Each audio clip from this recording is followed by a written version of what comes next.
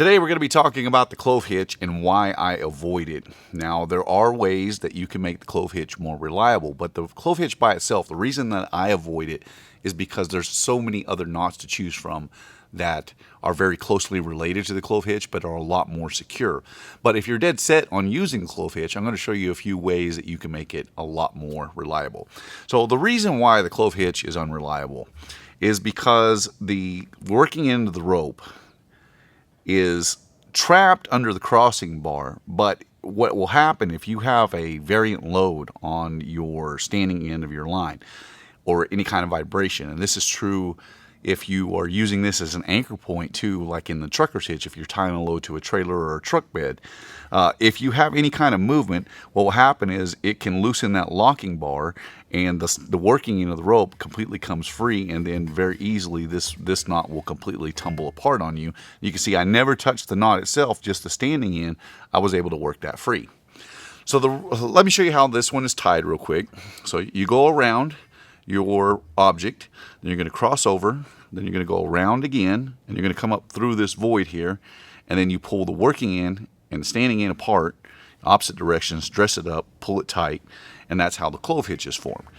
Now, I'm going to show you a few ways or a few other knots that are really closely related to this that are much better solutions when you have a static, or excuse me, when you have a variant load on your standing end.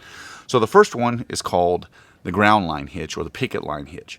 So you go around your object, and much like the clove hitch, you cross over, but instead of coming up through the void, you'll come to the outside, and now you'll lift the first wrap that you made, you'll tuck the working end underneath there, and then you pull it all tight, and this is the ground line hitch.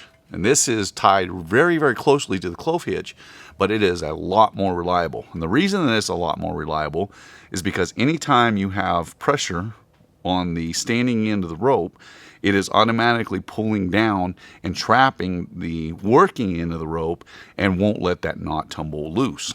So that's one that is a very good solution, or a very good option in lieu of the clove hitch. The next one is one of my favorites, is the Spar Hitch. You go around, you'll cross over again. We're going to come to the outside, kind of dress that up a little bit. This time we're going to cross over, and we're just going to come in on that standing end of that first wrap from the opposite direction. And you pull through here, and this is the Spar Hitch. Now the Spar Hitch, much like the ground line hitch, has the benefit of trapping the working end of the rope, and this knot won't release unless you want it to.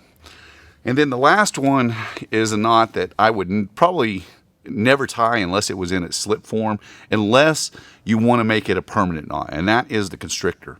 So with the constrictor, you go around, you'll cross over, just like those other knots. This time, we're going to come up, and instead of trapping underneath of our first wrap here, what we're going to do is we're going to cross over, and we're going to lift the X, and we're going to go underneath both lines. And then when you tighten this one up, that's the constrictor. Now the problem with the constrictor is that if you don't tie it in its slip form, that this knot can be incredibly difficult to untie. In fact, in some cases, if you get it too tight, you'll probably have to cut it off. But it is probably the best knot, probably the strongest knot in the world. Well, I'd say that. Probably the double constrictor would be the strongest knot in the world. A knot that simply will not release. But you can rely on it. Now I'm going to show you a few ways, if you're dead set on using the clove hitch, how you can make it a lot more reliable. So the first way that we're going to make the clove hitch more reliable, first of all, we're going to tie the clove hitch real quick, but we're going to leave ourselves some extra working end on the rope. So we'll get our clove hitch in there. Now what we can do is we can take an extra wrap, put another half hitch into this line, tighten this up, and then this becomes a lot more stable, because what has happened now is we've made a second crossing line, and so where those two form that X, it is a lot more reliable. It traps that standing end even with variant load. I can't make that come free. Now, it's not the most reliable, and it's not as reliable as some of those others that I've shown you, because if any kind of snag that were to catch on the working end and pull it free, then it becomes the same problem where it can start to tumble free, though it's a lot more difficult. The next way that you can make the clove hitch more reliable is by adding another wrap. This time we're going to go just continue this wrap around the bottom in between our two lines here. So if I flip that over and kind of see, you just continue to cross into the middle there. We'll bring that through.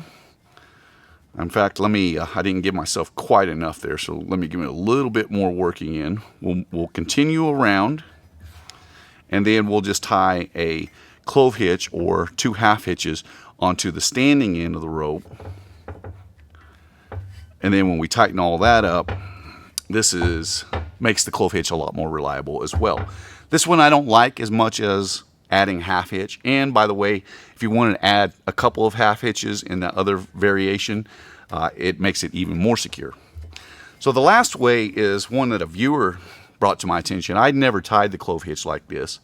So what he does, or what he says he does to make this a lot more reliable, we're going to start out with our regular clove hitch.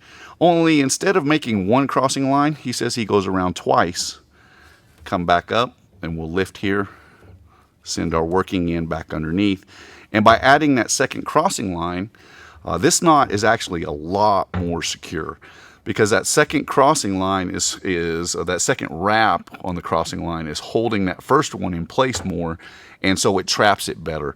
So this is a lot more reliable, and one that I would trust even with variant load. I've tried this one out. It seems to work pretty good, but there are so many different other knots to choose from that are a lot more reliable than any of these 3 variants. I really like the Picket line hitch or ground line hitch, and the Spar hitch is actually my favorite of all these, because if you tie the Spar hitch in its slip form by putting a bite through it instead of the end of the rope, you can have it in, the Spar hitch can get pretty tight as well, but if you put it in a slip form like this, then it's an easy pull to get it out.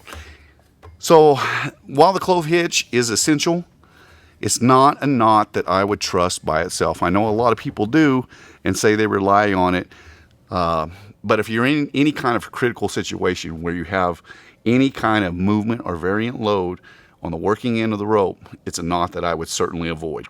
My name is Ben. You've been watching the Texas Tool Crib. I appreciate you watching, and I'll see you in the next one.